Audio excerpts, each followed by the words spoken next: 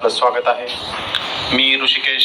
आज आपल्याला नेहमी प्रश्न पडतो की संध्याकाळी काय करायचं. तर आज आपण शिकणार आहोत टमॅटो चटणी, हॉटेल स्टाईल टमॅटो चटणी. ह्यासाठी आपल्याला 4-5 टमॅटो उकडून घेतलेले आहेत.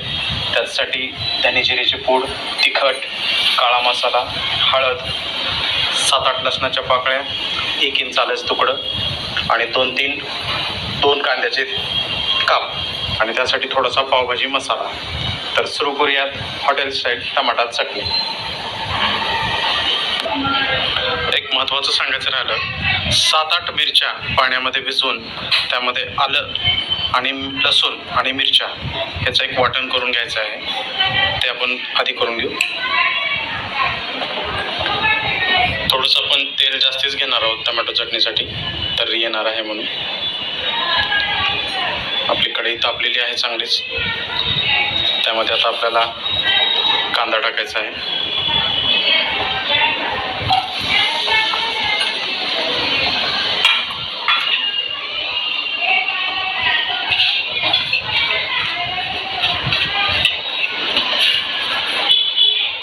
गॅसची फ्लेम थोडीशी मोठीच ठेवायची, जेणेकरून कांदा परतला जाईल.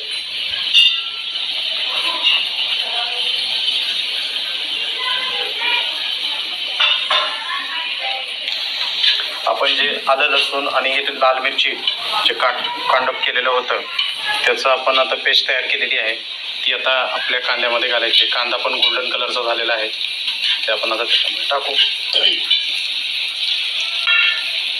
त्यालाही थोडंसं 1 मिनिट परतून घेऊ.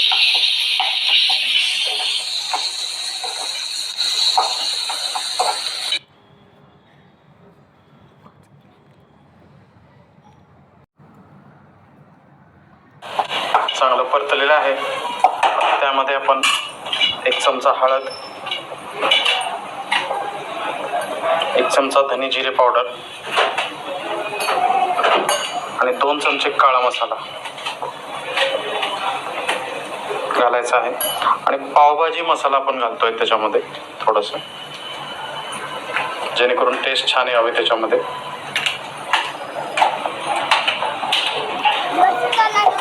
त्याला मिक्स करून घ्यायचं आपण. चांगलं छान खमंग वास येत आहे. म्हणजे आपण 7-8 टमॅटो जे उकडायला ठेवलेले होते त्याचे चांगले काप करून घ्या. अशा प्रकारे यामध्ये टाकून द्यायचे आहे.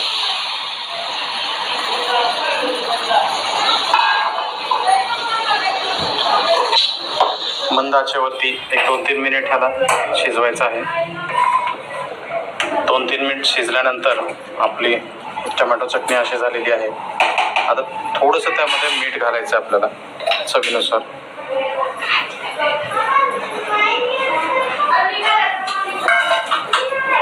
आणि थोडीशी साखर टाकायची आपल्याला. साखरेऐवजी आपण गूळ पण यूज करू शकतो. हे थोडंसं गूळ घातलेलं आहे. आणि आपली पावभाजी स्मॅशर असतात त्यानं थोडंसं भाजी स्मॅश करून घ्यायची, जेणेकरून एक जीव होईल आणि त्याला चांगला एक स्ट्रक्चर येऊन जाईल.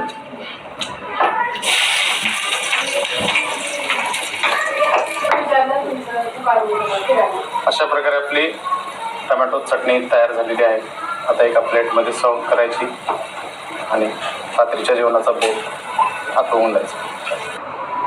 तयार आहे हॉटेल स्टाईल टमाटा चटणी. तुम्हाला जर आवडली असेल तर माझ्या चॅनलला लाईक आणि सबस्क्राईब करा. Cooking with Rishikesh.